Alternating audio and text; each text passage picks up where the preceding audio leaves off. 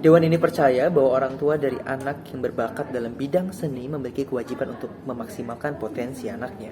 Sebagai tim oposisi, kami menolak terhadap respon dari tim pemerintah tentang seni itu sendiri. Karena yang kita tahu bahwa seni merupakan segala perbuatan manusia yang timbul dari hidup perasaannya dan bersifat indah sehingga menggerakkan jiwa perasaan manusia. Dari hal ini kita tahu bahwa seni tidak hanya musik dan seni rupa. Tetapi di sini yang pertama, tim proposisi atau tim pemerintah terpaku dalam mengedepankan tentang peran seni musik dan seni rupa. Yang kedua, di sini jika masyarakat menjadikan seni musik seperti konser ini sebagai kebutuhan, lalu kenapa diharuskan seorang tua untuk meningkatkan atau memaksimalkan kemampuan anak itu? Jika di sini hal itu adalah menjadikannya sebuah hobi. Bagaimana mereka mendengarkan atau menikmati musik itu sendiri, itu merupakan sebuah hobi. Tidak perlu ditingkatkan, itu merupakan sebagai hobi, sebagai penenang bagi mereka. Sebagai bagaimana mereka menikmati sebuah musik, bagaimana mereka menikmati sebuah karya, perasaan mereka dicantumkan dalam lukisan, itu sebagai hobi. Tidak usah dijadikan sebagai sebuah pekerjaan yang utuh gitu, seni ini. Karena ini merupakan sebuah hobinya mereka gitu. Dan kita bisa lihat bahwa kenyataan saat ini pemerintah kenapa banyak membuat perlombaan atau olimpiade dalam bidang pendidikan. Di sini kita asumsikan bahwa memang saat ini negara kita masih berada dalam ketertinggalan di bidang itu. Kita lihat bahwa seni musik di Indonesia itu sudah sangat mancanegara. Bisa dilihat para seniman musik Indonesia, penyanyi-penyanyi Indonesia sudah berada di panggung-panggung besar di luar negeri, seperti halnya Agnes Monica, Rich Brian, Nicky, dan lain sebagainya. Banyak sekali. Tapi yang berperan dalam pendidikan itu apa? Tidak ada, kurang malah. Bisa dibilang hal ini sangat sedikit. Makanya di sini kenapa di negara kita masih perlu ditingkatkan lagi peran pendidikannya. Kenapa pada saat itu Bapak Presiden kita pergi ke luar negeri mengunjungi Elon Musk dalam penciptaan mobil listriknya? Kenapa tidak kepada anak-anak Indonesia atau generasi muda untuk berdiskusi menciptakan karya itu? Karena memang tidak ada nyatanya, sangat sedikit. Nah, di sini itu adalah hal yang sangat perlu kita perhatikan. Yang ketiga, jika kita lihat kebutuhan kantor seperti digital art atau desain media sosial marketing, ini sangat penting.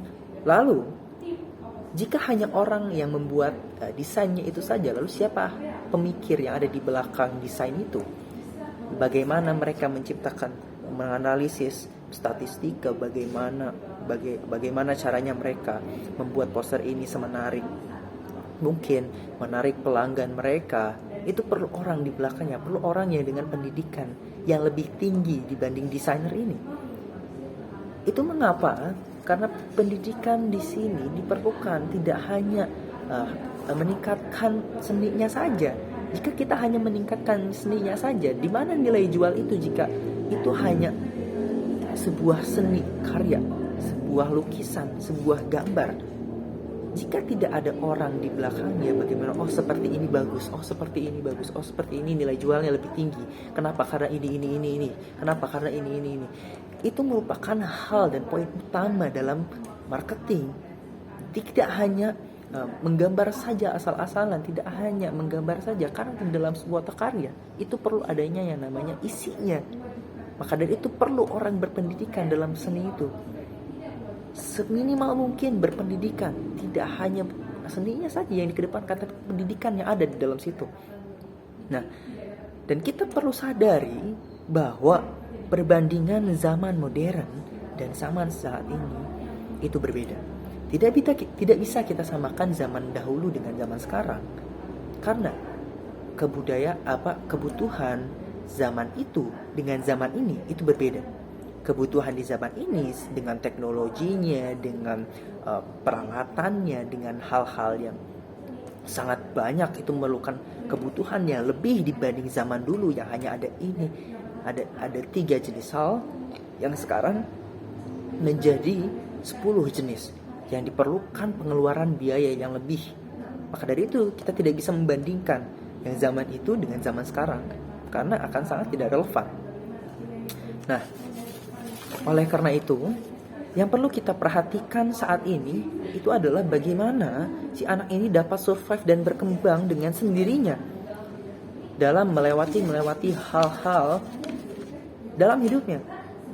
Tidak perlu jika anak itu suka suka bermain video game, atau anak itu suka mendengarkan musik, atau anak itu suka melukis, itu tidak perlu jika melihat mereka, oh anak ini suka melukis, kenapa harus langsung dioleskan ke sana, oleskan ke sini, diikutkan ini, diikutkan itu. Mereka akan terganggu karena itu merupakan hobi mereka. Hobi itu merupakan hal yang perlu dinikmati. Nah, di sini bagaimana cara anak-anak bisa lebih survive, lebih berkembang lagi? Ada 5 kompetisi dasar, yang dimana kompetisi spiritual, kompetisi keilmuan, kompetisi manajemen, kompetisi ilmu budaya, dan kompetisi akhlak. 5 kompetisi ini saling berhubungan dalam menciptakan suatu keutuhan kehidupan yang dimana si anak dapat lebih survive lagi dalam segi spiritualnya, dalam segi keilmuannya, berkompetisi dalam keilmuan, berkompetisi dalam manajemen kehidupan, berkompetisi dalam ilmu budayanya, dan berkompetisi dalam akhlaknya. Dan manusia sendiri itu kita tahu ada 3 jenis kecerdasan. Yang pertama IQ atau bisa disebut dengan kecerdasan intelektual, yang kedua SQ, kecerdasan emosi, yang ketiga EQ atau kecerdasan rohaniah. Yang ketiga ini sama seperti kompetisi tadi, saling bersangkutan, tidak bisa berdiri sendiri.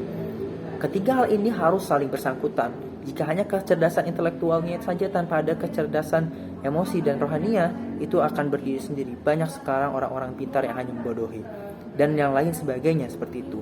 Sehingga tidak perlu bagi orang tua untuk terlalu memaksimalkan potensi anaknya, dan biarkan mereka mengembangkan kemampuannya dengan cara mereka sendiri. Sekian yang dapat sampaikan dari tim oposisi. Terima kasih. Wassalamualaikum warahmatullahi wabarakatuh.